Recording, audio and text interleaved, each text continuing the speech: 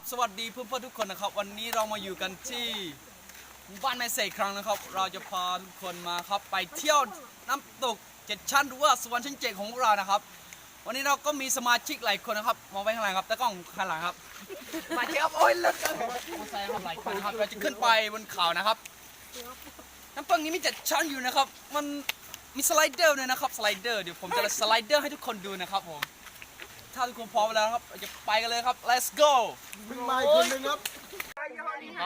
นี่ก็เดินทางมาถึงนะครับกำลังถกเถียงอยู่ว่าจะไปทางไหนครับแล้วก็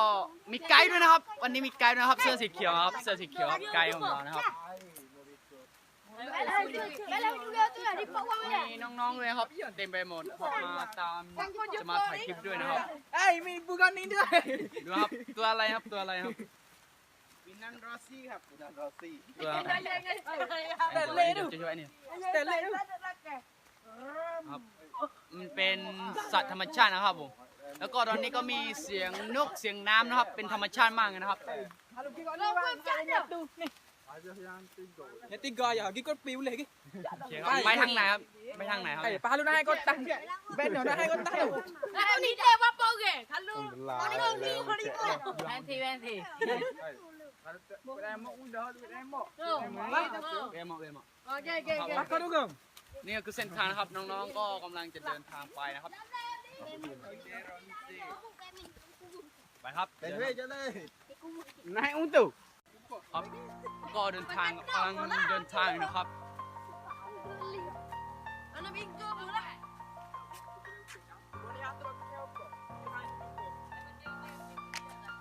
ดูเส้นทางนะครับชาวบ้านก็สร้างแล้วนะครับ ถ้าใครที่จะมาประจนภัยได้นะครับตรงนี้ที่นี่นะครับ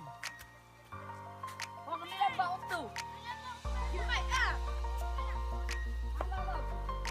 ที่นี่เรามีไกด์ด้วยนะครับเดี๋ยวผมถ้าพวกคุณสนใจมาเดี๋ยวผมจะแนะนำเพื่อนผมนะครับให้พามานะครับ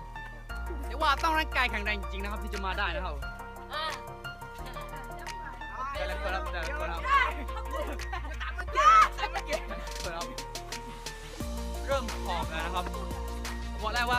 ต้องร่างกายแข็งแรงจริงๆนะครับจะมาได้นะเกาะหลังผมนะเนี่ย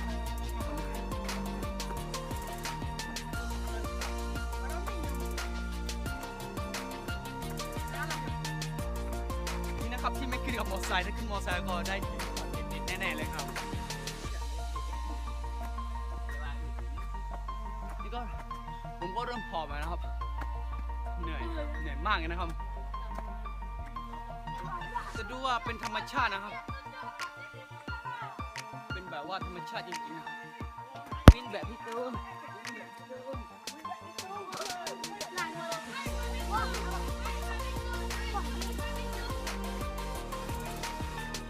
หอบมากเหนื่อยนะครับ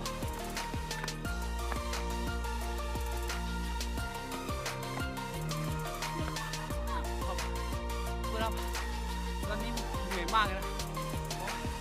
โคตรเหนื่อยนะยังไม่ถึงอีกนะครับผมทีมงานของเราเริ่มช้าลงแล้วนะครับเพราะความเหนื่อยนะครับแต่ละคนเริ่มจะท้อแล้วนะมันเดินขึ้นเขานะครับ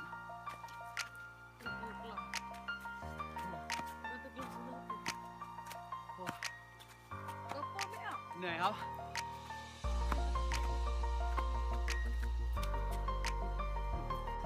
ครับน้องๆครับตรงนี้ก็ใกล้จะถึงแล้วครับตอนนี้ก็ใกล้ถึงแล้วครับข้างหน้าอีกนะครับข้างหน้ามีน้องๆที่เดินทางมากับเราด้วยเขาบอกว่าถึงแล้วนะครับเขาถึงแล้วนะครับเหลือแต่พวกผม2 คนนี่แหละที่ยังไม่ถึงนี่ครับแต่น้องๆถึงแล้วผมโคตรเหนื่อยนะครับเพราะว่าถ้าคุณกล้าจริงคุณต้องมาได้นะคุณกล้าจริงคุณต้องมาได้นะครับมันเหนื่อยมากนะครับ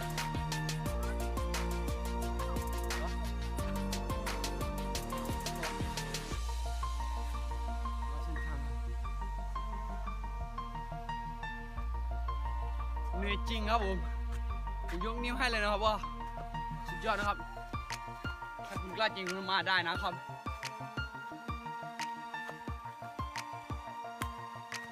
ช ชั้นนี้คือชั้นที่7นะครับนี่ครับเพื่อนๆน้องๆที่เดินทางมากับเรานะครับ